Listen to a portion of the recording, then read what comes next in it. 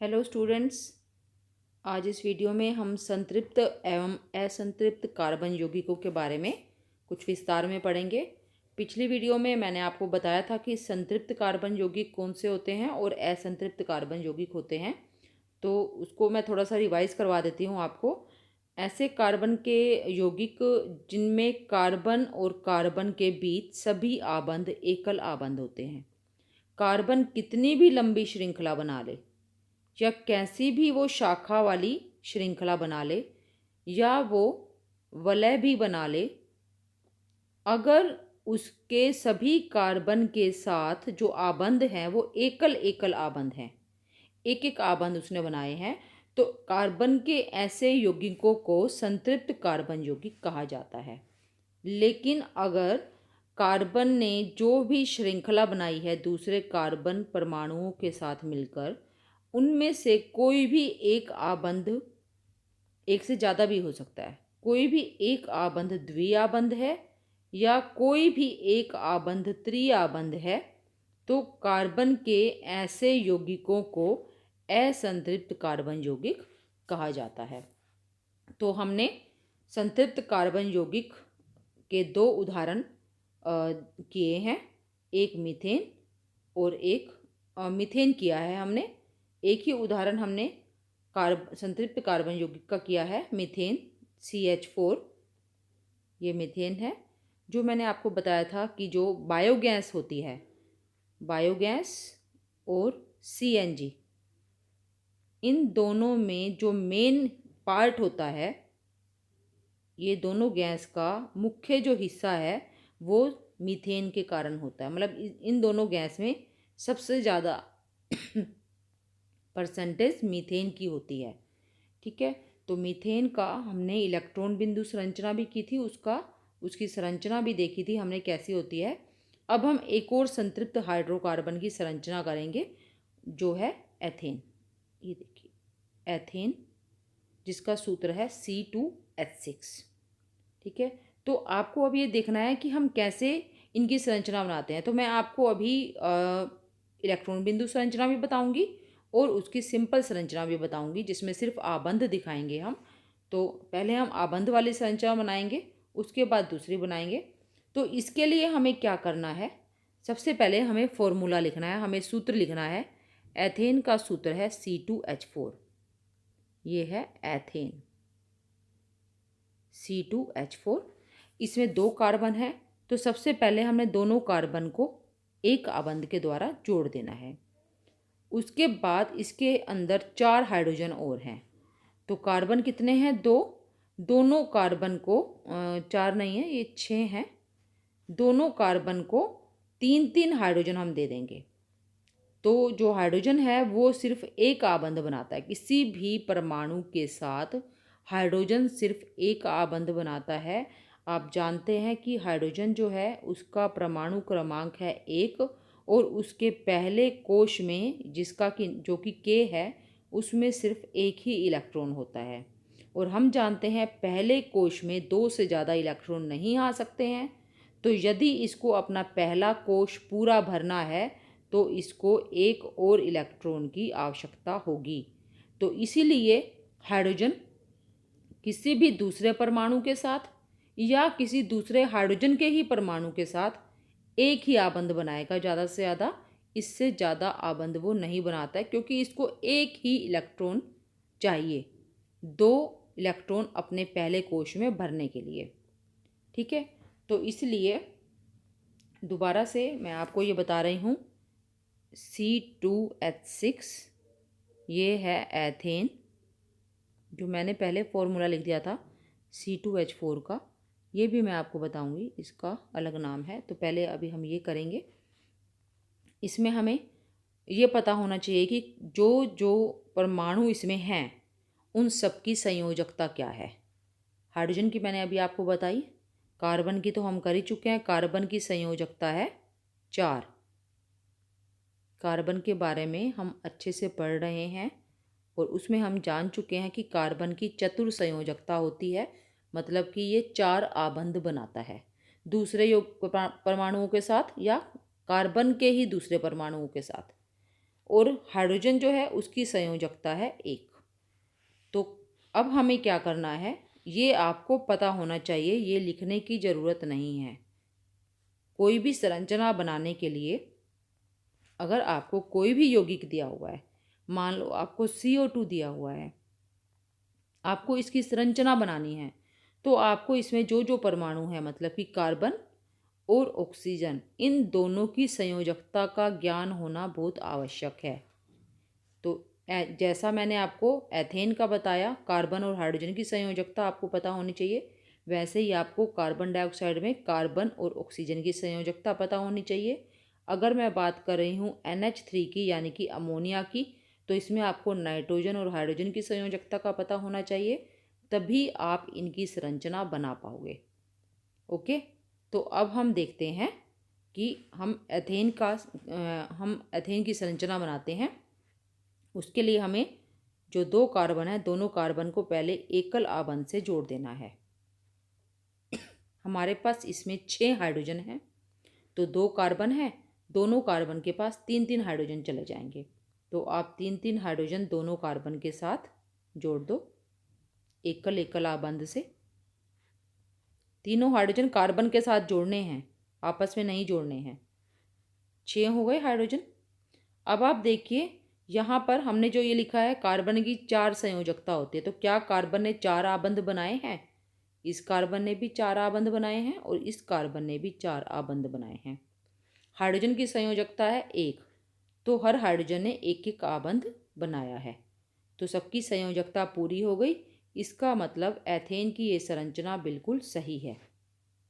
अब आप इसका अगर इलेक्ट्रॉन बिंदु संरचना बनानी हो, वो भी आप बना सकते हैं। ये बनाने के बाद भी बना सकते हैं और ये बनाने से पहले भी बना सकते हैं, जैसे हमने मैथेन का या अमोनिया का या जल की इलेक्ट्रॉन बिंदु संरचना बनाई थी, बिल्कुल उसी तरह से ही आप एथेन की भी इलेक्ट्रॉन बिंदु संरचना बना सकते हो। आपको बस ये ध्यान रखना है कि कार्बन की संख्या अगर ज़्यादा है तो उनको आपने आपस में जोड़ देना है। पहले कार्बन को, सभी कार्बन को आपस में जोड़ना है।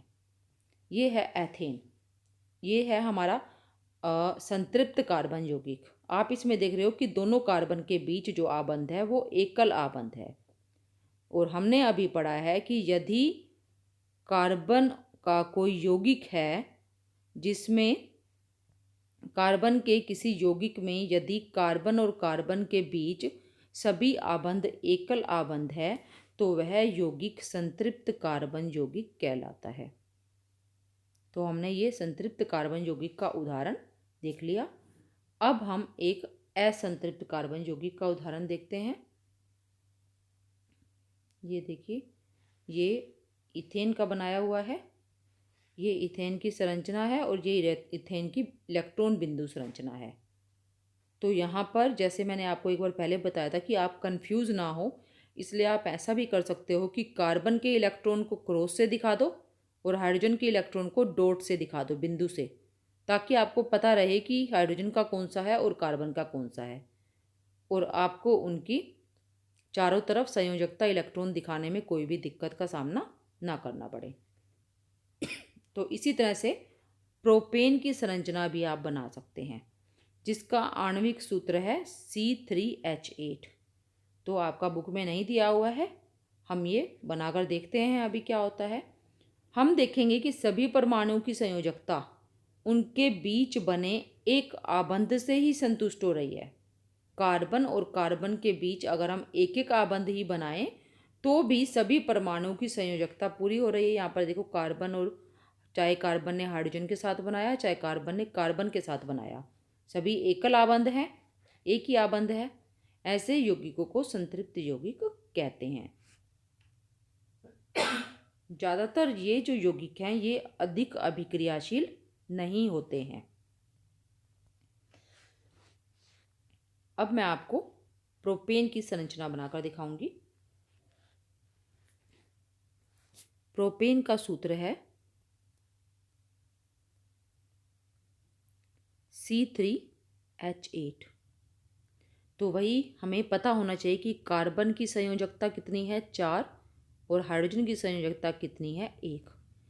3 कार्बन है तो तीनों कार्बन को आपस में आपने पहले जोड़ देना है एक एक आबंध से। हो सकता है इनके बीच में द्विआबंध भी हो कोई, लेकिन हमें नहीं पता अभी। हम क्या कर रहे हैं, हम पहले इनके बीच में एक एक आबंध ही जोड़ लगाएंगे। एकल एकल आबंध से ही सभी कार्बन को आपस में जोड़ेंगे। अब आप देखिए कि हाइड्रोजन कितने हैं टोटल। हाइड्रोजन है 8। अब 3 कार्बन है, 3 कार्बन को 8 हमें पूरे करने हैं। तो हम ये भी ध्यान रखते हैं कि कार्बन की 4 संयोजकता पूरी हो, इस हिसाब से कितने कितने हाइड्रोजन एक कार्बन को चाहिए। आप देखिए कि ये वाला जो कार्बन है, इस कार्बन ने दूसरे कार्बन के साथ सिर्फ एक आबंध बनाया है, तो इसके 3 और आबंध बनने चाहिए। तो ये वो 3 आबंध 3 हाइड्रोजन के साथ बना लेगा। हमने ये दिखा दिए। ऐसे ही ये वाला जो कार्बन है, इसने एक आबंध इस कार्बन के साथ बनाया है, तो इसको भी 3 और आबंध बनाने हैं। तो वो 3 आबंध ये 3 हाइड्रोजन के साथ बना लेगा। अब जो ये बीच वाला कार्बन है, ये इसके 2 आबंध बन चुके हैं दोनों कार्बन के साथ। 2 ही और आबंध इसने बनाने हैं। और हमारे पास हाइड्रोजन भी अगर आप चेक करेंगे तो 2 ही रह गए हैं। टोटल हाइड्रोजन अब आप काउंट करिए। इसमें टोटल हाइड्रोजन है 8। तो ये है प्रोपेन की संरचना। इलेक्ट्रॉन बिंदु संरचना बनानी है अगर हमें, तो आप 3 कार्बन इस तरह से लगाइए। जो 3 कार्बन हैं, पहले इनका एक एक इलेक्ट्रॉन एक दूसरे की तरफ हम दिखाएंगे। तीनों कार्बन जो हैं, इनके अंतिम कोश में सिर्फ 4 इलेक्ट्रॉन होते हैं, तो हमें इनके चारों तरफ 4 ही इलेक्ट्रॉन दिखाने हैं। हर कार्बन के चारों तरफ टोटल 4 इलेक्ट्रॉन। जो बीच वाला कार्बन है, इसका एक इलेक्ट्रॉन इस कार्बन की तरफ और एक इलेक्ट्रॉन इस दूसरे कार्बन की तरफ, 2 हो गए। एक ऊपर दिखा देंगे और एक नीचे दिखा देंगे। जो कोने वाला कार्बन है, इस कॉर्नर वाला कार्बन है, इसका एक इलेक्ट्रॉन हमने इस कार्बन की तरफ, बाकी रह गए 3, तो वो 3 हम ऐसे अलग अलग दिखा देंगे। बिल्कुल इसी तरह से इस तीसरे कार्बन का। अब आप देखिए कि जो कोने वाले दोनों कार्बन हैं, इनके पास 5-5 इलेक्ट्रॉन हैं। इसको भी अगर हम मिला लें तो 5-5 इलेक्ट्रॉन है इसके पास भी और इसके पास भी। और बीच वाले कार्बन के पास कितने हैं, अगर हम ये इनके साथ शेयर कर ले तो कितने हैं, 6 इलेक्ट्रॉन। यानी कि इसके पास, बीच वाले के पास अभी 2 की कमी है। तो ये क्या करेगा, एक हाइड्रोजन के साथ एक आबंध बना लेगा। हाइड्रोजन के अंतिम कोश में एक ही इलेक्ट्रॉन है, तो हमने ये हाइड्रोजन का इलेक्ट्रॉन दिखा दिया क्रॉस से। तो अब आप देखिए सर्कल में कितने हैं, बीच वाले सर्कल में टोटल इलेक्ट्रॉन है 8, क्योंकि बीच वाले कार्बन ने एक एक इलेक्ट्रॉन की साझेदारी की दोनों कार्बन के साथ, और 2 हाइड्रोजन के साथ एक एक और इलेक्ट्रॉन की साझेदारी कर ली, जिससे इसके कुल इलेक्ट्रॉन इसके चारों तरफ हो गए 8। अब हम इस कोने वाले कार्बन को देखते हैं। इसके 3 इलेक्ट्रॉन हैं, जो कि जिनकी साझेदारी किसी के साथ नहीं हुई है, तो हम इसकी साझेदारी 3 हाइड्रोजन के साथ करवा देते हैं। और अब हम ये सर्कल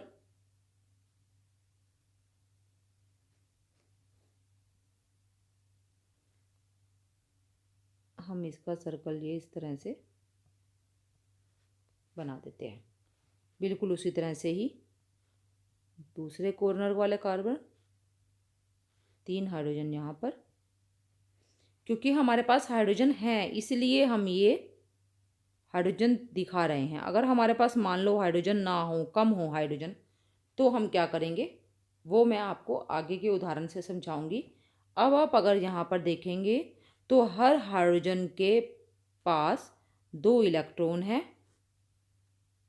उसके इर्द गिर्द टोटल 2 इलेक्ट्रॉन है, क्योंकि उसके पहला ही कक्ष है और पहले कक्ष में 2 से ज़्यादा इलेक्ट्रॉन नहीं आ सकते हैं।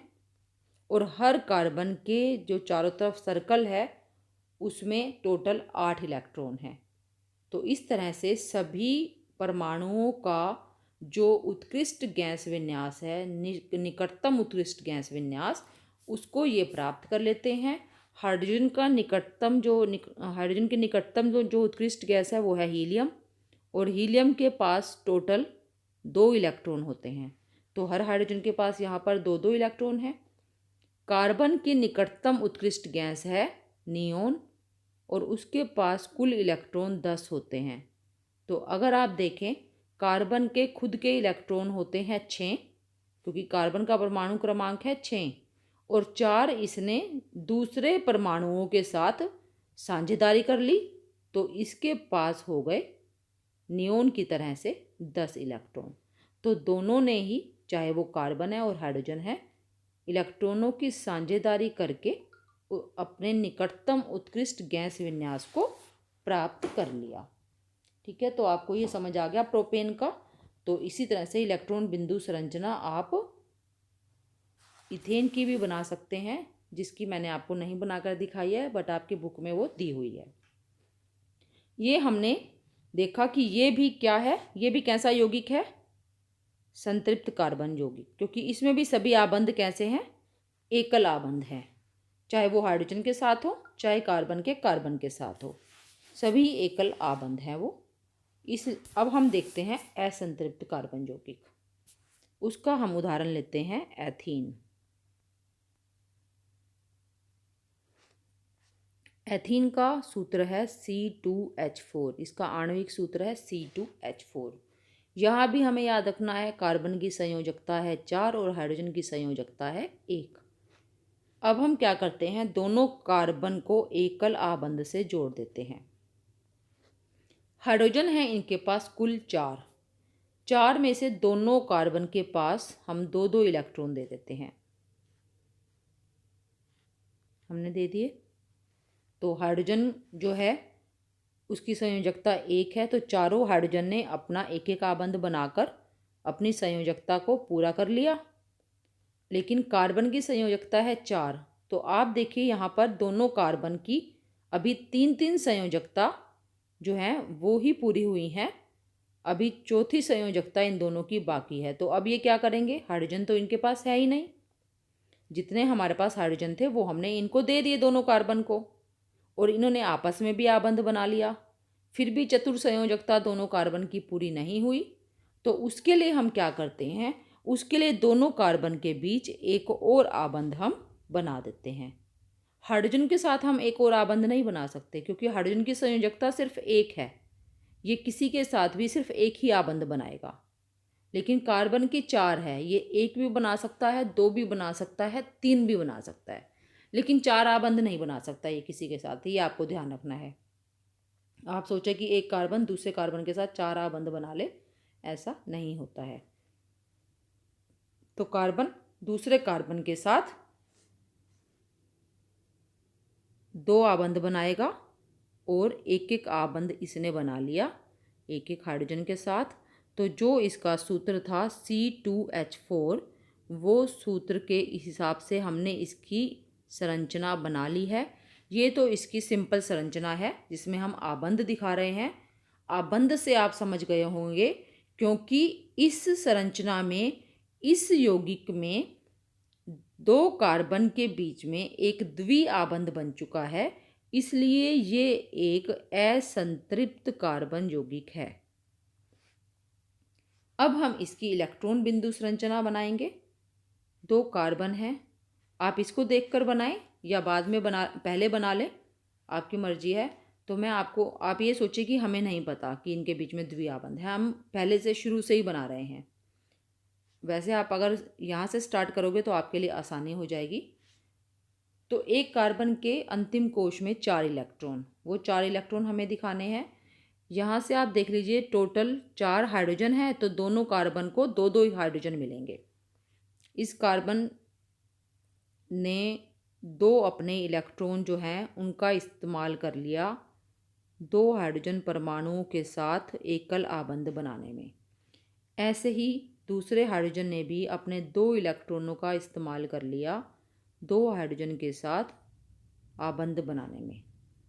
अब हमारे पास कोई और हाइड्रोजन नहीं है, लेकिन दोनों कार्बन के पास दो दो इलेक्ट्रॉन अपने बचे हैं और दो उनको और इलेक्ट्रॉन चाहिए अपनी चतुर संयोजकता पूरी करने के लिए। आप देखिए कि इस कार्बन के पास जो है, इसके टोटल 4 इलेक्ट्रॉन हो गए ना। आप देखिए 4 बिंदु लगाए हैं मैंने इस कार्बन के पास, 2 हाइड्रोजन के हो गए। तो इसके पास कितने हैं टोटल इलेक्ट्रॉन? 6 इलेक्ट्रॉन हैं। और ऐसे ही इस कार्बन के भी मैंने ये 2 लगा दिए, तो इसके पास भी टोटल 6 हैं, इसके पास भी टोटल 6 हैं। लेकिन इनकी दोनों की संयोजकता पूरी नहीं हुई, चतुर संयोजकता। दो दो संयोजकता इनकी अभी भी बाकी हैं। तो उसके लिए ये क्या करेंगे, ये आपस में ही दो दो इलेक्ट्रॉनों की साझेदारी करके अपनी चतुर संयोजकता को पूरा कर लेंगे। अब आप देखिए दोनों सर्कल में कुल 8 इलेक्ट्रॉन हैं। तो बिल्कुल ये इसी तरह से हमने बना लिया। दोनों के बीच में टोटल कुल 4 इलेक्ट्रॉन आ रहे हैं दोनों कार्बन के बीच में। इसका मतलब आबंध कितने हुए? 2 आबंध, क्योंकि 2 इलेक्ट्रॉन एक आबंध बनाते हैं। तो 4 इलेक्ट्रॉन कितने आबंध बनाएंगे? 2 आबंध बनाएंगे। इसमें 2 इलेक्ट्रॉन एक कार्बन की तरफ से हैं और बाकी 2 इलेक्ट्रॉन दूसरे कार्बन की तरफ से हैं। तो इन दोनों के बीच में आपस में आबंध और इन दोनों के बीच में। आपको हमेशा याद रखना है कि जो भी आबंध बनता है किन्हीं 2 परमाणुओं के बीच, उसमें एक इलेक्ट्रॉन एक परमाणु की तरफ से आता है और दूसरा इलेक्ट्रॉन दूसरे परमाणु की तरफ से आता है। अगर 2 आबंध बनते हैं तो 2 इलेक्ट्रॉन एक परमाणु की तरफ से और 2 इलेक्ट्रॉन दूसरे परमाणु की तरफ से। मतलब ये है कि यहाँ पर साझेदारी हमेशा बराबर की होती है। सहज संयोजी आबंध में हमेशा बराबर की साझेदारी होती है। जितने भी इलेक्ट्रॉन एक परमाणु दूसरे को शेयर करवाता है, दूसरा भी उसको उतने ही इलेक्ट्रॉन शेयर करवाता है। तो यहाँ से आपने देखा कि असंतृप्त कार्बन यौगिक किस तरह से अपने कार्बन की चतुर संयोजकता को संतृप्त करते हैं, पूरा करते हैं। अगर ये आपस में द्विआबंध नहीं बनाएंगे तो इनकी चतुर संयोजकता पूरी नहीं होती है। इसलिए द्विआबंध बनाना इनके लिए जरूरी हो जाता है। आप इसको अपनी नोटबुक में नोट कर लें साथ साथ, और साथ साथ बनाएंगे तो ज़्यादा अच्छा रहेगा। मैं आपको हमेशा बोलती हूँ कि आप वीडियो देखते देखते साथ साथ अपनी नोटबुक में ये ड्रॉ करें। जो भी नोट करना है, इंपॉर्टेंट पॉइंट सभी साथ साथ नोट करेंगे तो आपको हमेशा याद रहेगा वो, और समझ भी अच्छे से आएगा। ये हमने कर लिया इथीन का। देखिए इसमें भी ऐसे ही बता रखा है। एक और कार्बन यौगिक है अब हमारे पास, जिसका सूत्र है C2H4, जिसे एथाइन कहते हैं। अब हमें C2H4 की संरचना बनानी है। इसकी संयोजकता को संतुष्ट करने के लिए 2 कार्बन परमाणुओं के बीच कितने आबंध आवश्यक हैं? तो हम अभी इसकी संरचना बनाकर देखते हैं C2H2 की। हमारा ये यौगिक है C2H2 और इसका नाम है एथाइन।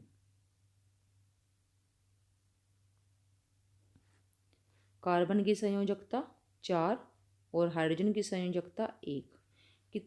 कितनी इंटरेस्टिंग चीज़ है यहाँ पर देखिए आप। इनका परमाणु क्रमांक जो है ना कार्बन और हाइड्रोजन का, वही इनकी संयोजकता भी है। कार्बन का परमाणु क्रमांक नहीं, जो इनके संयोजकता कक्ष में जितने इलेक्ट्रॉन हैं वही इनकी संयोजकता है। जरूरी नहीं है कि जितने इलेक्ट्रॉन हो संयोजकता कक्ष में वही उसकी संयोजकता हो। कार्बन के अंतिम कोश में 4 इलेक्ट्रॉन है और इसकी संयोजकता भी यही है।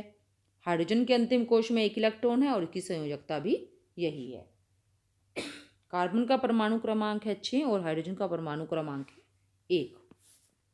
अब हम इसकी संरचना बनाएंगे।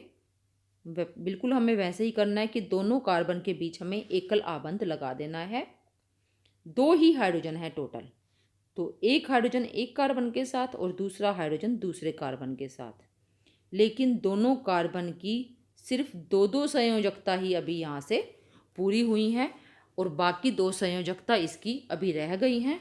तो उनको पूरा करने के लिए ये क्या करेंगे, दोनों आपस में अपने एक एक दो दो और इलेक्ट्रॉनों का इस्तेमाल करके त्रिआबंध बना लेंगे।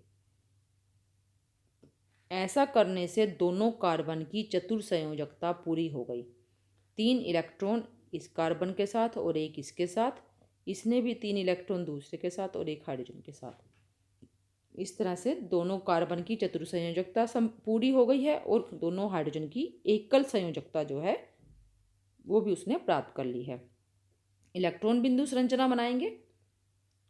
2 हाइड्रोजन हैं, इसलिए दोनों कार्बन अपना एक एक इलेक्ट्रॉन का इस्तेमाल हाइड्रोजन के साथ साझेदारी करने में करते हैं और सहसंयोजी आबंध बनाते हैं, जिससे हाइड्रोजन की संयोजकता जो है वो पूरी हो जाती है। उसके कोश में 2 इलेक्ट्रॉन हो जाते हैं और वो हीलियम जैसे गैस इलेक्ट्रॉन विन्यास को प्राप्त कर लेता है।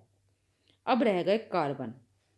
दोनों कार्बन जो हैं इनके 3-3 इलेक्ट्रॉन रह गए, क्योंकि हमें पता है कार्बन के पास अंतिम कोश में 4 इलेक्ट्रॉन होते हैं। एक एक हमने दिखाई दिया हाइड्रोजन के साथ, 3-3 और रह गए और दोनों कार्बन की 3-3 संयोजकता पूरी भी करनी है हमें।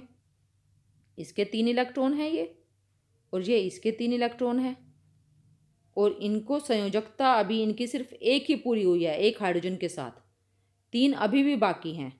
तो ये क्या करता है, कार्बन, ये वाला कार्बन एक हाइड्रोजन के साथ और बाकी 3 जो है दूसरे कार्बन के इलेक्ट्रॉन लेकर अपना अष्टक, लेकर नहीं साझेदारी करके अपना अष्टक पूरा करता है। बिल्कुल उसी तरह से दूसरा कार्बन भी कहेगा, भाई मैंने तुझे अपने तीनों इलेक्ट्रॉन की साझेदारी करवाई है तो तू भी मुझे अपने तीनों इलेक्ट्रॉनों की साझेदारी करवा, क्योंकि साझेदारी तो बराबर की होनी चाहिए, तभी साझेदारी चलेगी वरना नहीं चलेगी। तो उससे क्या होगा, दोनों कार्बन अपने 3-3 इलेक्ट्रॉन की साझेदारी करवा के दूसरे कार्बन के साथ अपनी अपनी चतुर्संयोजकता को प्राप्त कर लेते हैं, जिससे दोनों कार्बन का अष्टक पूरा हो जाता है और वो अपनी निकटतम उत्कृष्ट गैस नियोन जैसे इलेक्ट्रॉनिक विन्यास को प्राप्त कर लेते हैं। ये है एथाइन। और आप देख रहे हैं कि इसमें भी कार्बन और कार्बन के बीच, या हम कहें कि सभी आबंध एकल आबंध नहीं है, इनमें 2 कार्बन के बीच में एक आबंध कैसा है, त्रिआबंध है। और अगर द्विआबंध आ जाता है या एक भी त्रिआबंध आ जाता है तो ऐसे यौगिक असंतृप्त कार्बन यौगिक कहलाते हैं। तो हमने 2 तरह के असंतृप्त कार्बन यौगिक देखे हैं, एक वो जिनमें कार्बन और कार्बन के बीच कम से कम एक आबंध द्विआबंध हो, और एक ऐसे जिनमें कार्बन और कार्बन के बीच कम से कम एक आबंध त्रिआबंध हो। ठीक है, तो आपको मैं एक और चीज़ बता देती हूँ कि जिनमें सभी कार्बन के बीच एकल आबंध होता है, सभी कार्बन के बीच, किसी दूसरे की बात नहीं कर रहे हैं हम, किसी दूसरे परमाणु की बात नहीं कर रहे हैं, सभी कार्बन एक दूसरे के साथ एकल आबंध बनाते हैं, ऐसे यौगिकों को एल्केन कहा जाता है। और ये हाइड्रोकार्बन कहलाते हैं, क्योंकि ये कार्बन आपस में आबंध बना रहे हैं और हाइड्रोजन के साथ भी आबंध बना रहे हैं। तो आप देखिए इसमें क्या है, इसमें या तो कार्बन है या हाइड्रोजन है। तो ऐसे जो यौगिक होते हैं ना, इनको हाइड्रोकार्बन कहा जाता है। हाइड्रोजन से हाइड्रो और कार्बन से कार्बन, हाइड्रो कार्बन। ये सभी हाइड्रोकार्बन जिनमें जितने भी कार्बन हों लेकिन आपस में वो एक दूसरे के साथ एकल आबंध बना रहे हैं, वो एल्केन कहलाते हैं। और यदि हाइड्रोकार्बन कोई ऐसा है जिसमें कोई भी एक आबंध द्विआबंध आ जाता है तो वो एल्कीन कहलाते हैं। एल्कीन में कोई भी एक आबंध द्विआबंध होगा और जिनमें कोई भी एक आबंध त्रिआबंध होगा कार्बन और कार्बन के बीच, वो एल्काइन कहलाते हैं। आप ये नोट कर लीजिए। उसके बाद मैं आपको थोड़ा सा और इसके बारे में बताऊंगी। ज़्यादा डिटेल हम दूसरी वीडियो में करेंगे, क्योंकि मैंने आपको यहाँ बता दिया एल्केन, एल्कीन, एल्काइन, इसलिए थोड़ा सा और मैं इसके बारे में आपको बताऊंगी। उसके बाद ही हम इस टॉपिक को ख़त्म करेंगे। Alkane, alkene, alkyne. हमने अभी उदाहरण किए हैं कुछ इलेक्ट्रॉन बिंदु संरचना के, तो मैं उनके नाम लिख रही हूँ किन किन के किए हैं हमने किया एक एथेन का, एक किया एथीन का, और एक हमने किया है एथाइन का। और इनके मैंने सूत्र मैं इनके यहाँ पर आगे लिख रही हूँ। एथेन C2H6, एथीन C2H4 और एथाइन C2H2।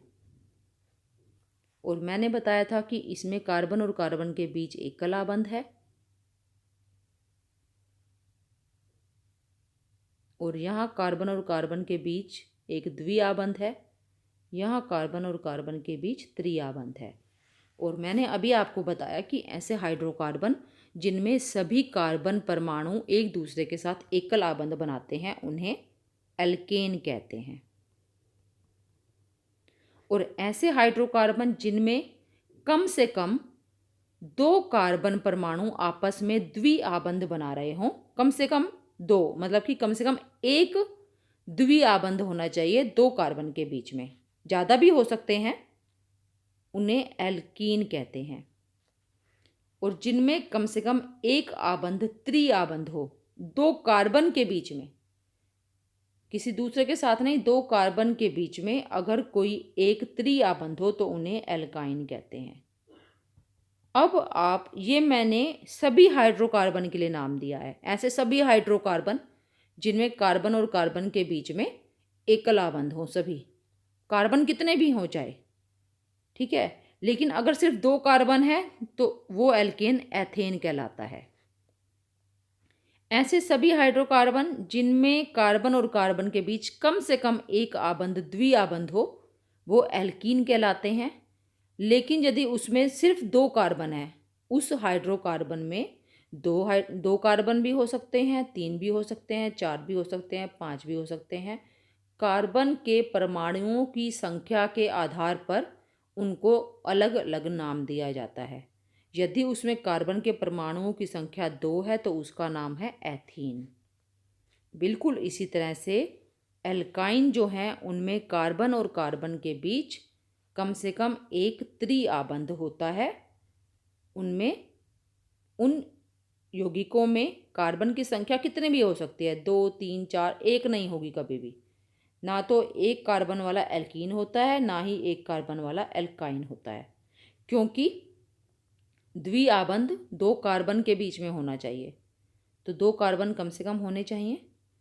एल्काइन में जिस एल्काइन के अंदर सिर्फ 2 परमाणु हैं कार्बन के, उसे एथाइन कहते हैं। अब आप इनके नाम में समानता देखो, alkane ethane, alkene ethene, alkyne ethyne.